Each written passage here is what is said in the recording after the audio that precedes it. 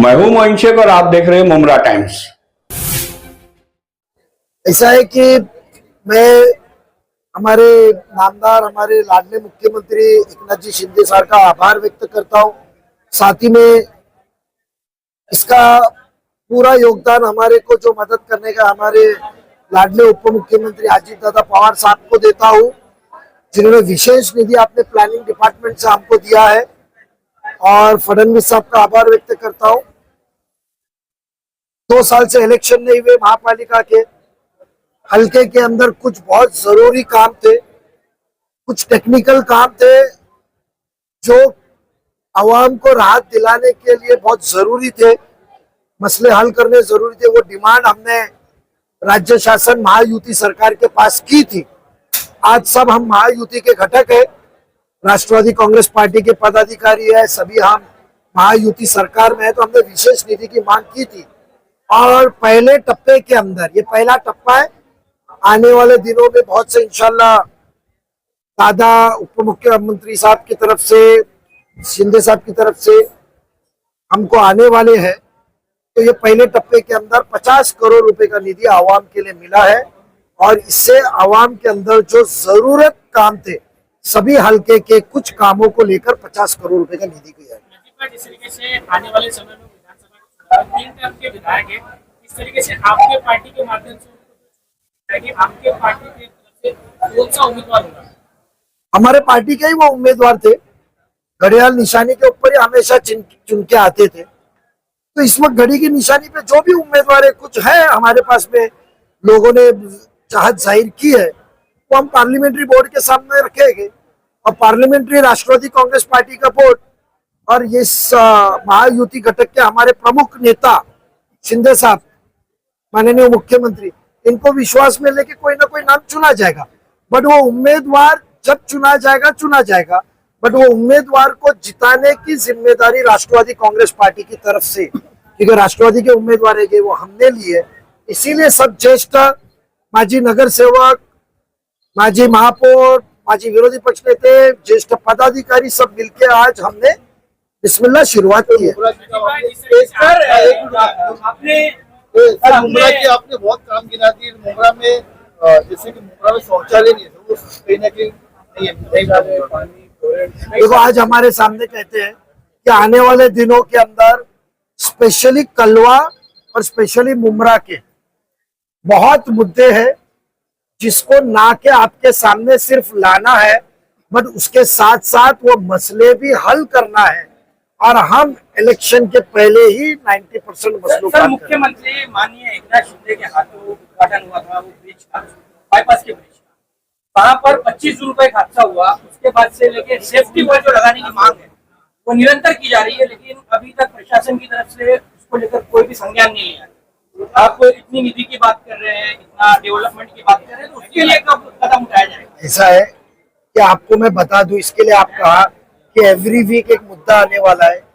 मैं आज आपको खुश करने के लिए झूठ और कसम ना मैं खाता हूं, ना झूठ बयान करूंगा, ना मैं कभी ये कहूंगा कि मेरे कब मैयत के ऊपर से चल के जाइए।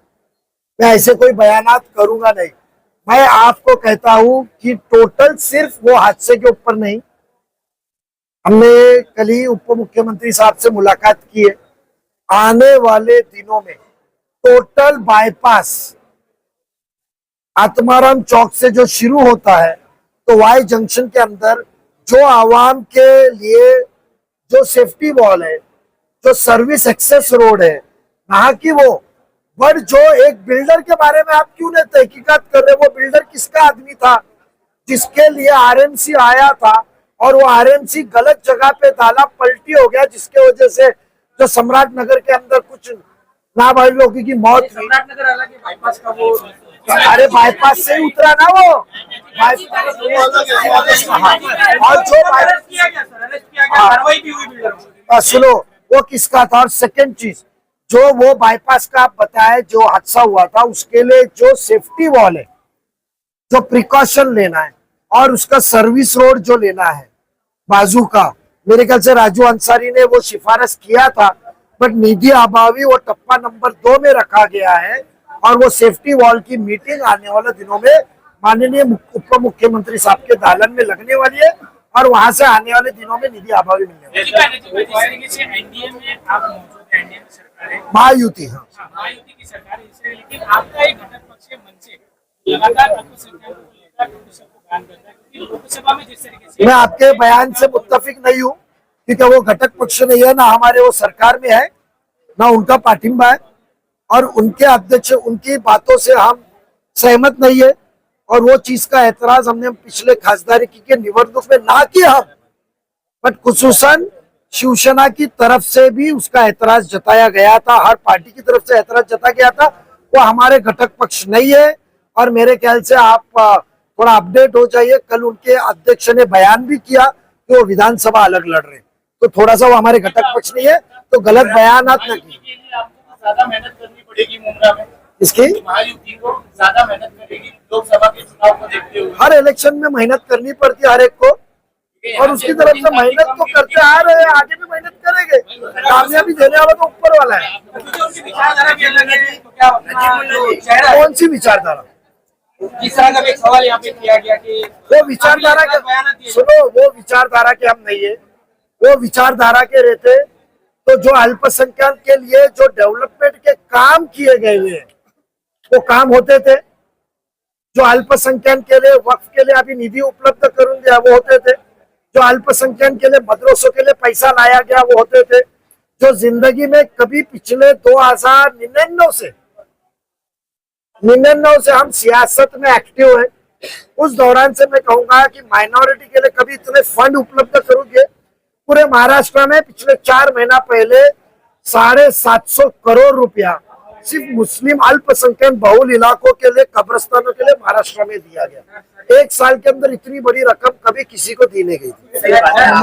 में जो डेवलपमेंट के काम हुए हैं उस पर क्या इंक्वायरी करेंगे या कबूल करेंगे? देखो, जो डेवलपमेंट के नाम पे पैसे की अफरा तफरी की गई है वो हमारे माजी नेता और आमदार उनके जो बयान और हकीकत में क्या है वो चिट्टा घोल पोल खोल करेंगे और हकीकत में आवाम के सामने सही चेहरा हर चीज का लाएंगे। कितना वो पर्दा डाल सकते हैं वो डालेंगे। कौन भगाएगा? आमदार भगाएंगे जितेंद्र आवाज या एकनाथ शिंदे जी भगाएंगे? दोनों में से किस पे मोहर लगाएंगे? पहले तो जो कबर के ऊपर से चलने वाली बात करके क्या था वो लाश के ऊपर से जाएंगे। पहले सुनो, महायुति को कम वोट मिले तो शायद अब नहीं टोरेंट के ऊपर बात नहीं की जाएगी, इस तरह की भी बातें चल रही है। क्या महायुति को एक मिनट क्या कम वोट? महायुति को कम वोट दिया गया यहाँ से। देखो सुनो, जो ये हमने एक सोच बदलो मुमरा बदलेगा एक जिम्मा हमारा। एक मिनट आप उसको आप मुकम्मल सुनिए। पिछली जो बातें होती है, पिछला जो साया होता है वो एक दिन में जाता नहीं है।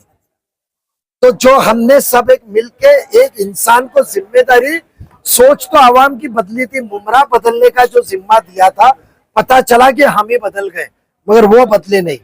तो जो तुमने मुद्दा उपस्थित, एक मिनट मुकम्मल, जो मुद्दा टोरेंट पे आपने उपस्थित किया, पहले मैं आपको कहूँ कि जो मुमरा के आपके दिमाग में डाला गया है ना कि तुम वोट दोगे तो तुम्हारे काम होंगे, तो पहले तुम ये सोच अपनी बदलो। वोट की राजनीति करने हम वहां नहीं आ रहे। टोरेंट के ऊपर हमने पहले ही कहा विशेष प्रेस कॉन्फ्रेंस आने वाले दिनों में ली जाएंगी। हाल ही में कुछ वीडियो वायरल हुए हैं, किसी और के ऊपर इल्जाम डाला गया है।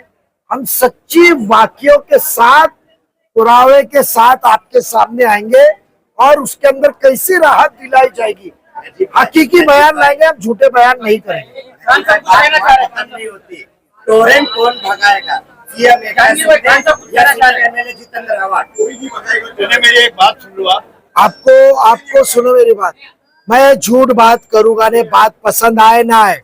मैं आपको कहा राष्ट्रवादी कांग्रेस टोरेंट से ही एमएलए बदलेगा। तुम्हारे सवाल खत्म हो जाए तो जवाब देता, जवाब देने ही नहीं देते आप। तो आप कौन बनेगा करोड़पति मत खेलिए ना। ऐसा लग रहा है सरकार से भी ऊपर टोरेंट है, कोई खिलाफ में बोलने को तैयार नहीं है सर। क्यों नहीं बोलेगा खिलाफ में? सुनो मेरी बात, क्यों नहीं खिलाफ में बोले? अपनी मनमानी कर रहे हैं सर, वो सुनो मेरी बिल भेज रहे हैं, आपको विजिलेंस की कार्रवाई हो रही है, एक भी- आपको मैं क्या कहता हूँ, बिल भेजने का ठेका किसका है? बिल भेजने का ठेका किसका है? जो मेरी लाश के ऊपर से। तो सही टॉरेंट के लिए मैं आपको एक अलग प्रेस कॉन्फ्रेंस दूंगा, उसमें विशेषता आपको पूरी आजादी होगी, पूरी आजादी के अंदर आपको टॉरेंट के ऊपर बयान हरा करूंगा। भरा मुमरा शहर तो दोस्तों चलते हैं आज की मुख्य खबर की ओर। तो दोस्तों ये थी हमारी आज की खबर। इसी तरह की खबरों से अपडेट रहने के लिए देखते रहिए मुमरा टाइम्स। और हाँ दोस्तों, आप हमारी वीडियो को लाइक और शेयर जरूर कीजिए और साथ ही साथ आप हमारे चैनल मुमरा टाइम्स को सब्सक्राइब भी कीजिए। तो दोस्तों फिर मिलते हैं एक नई खबर के साथ, तब तक अपना ख्याल रखें, सुरक्षित रहे। जय हिंद।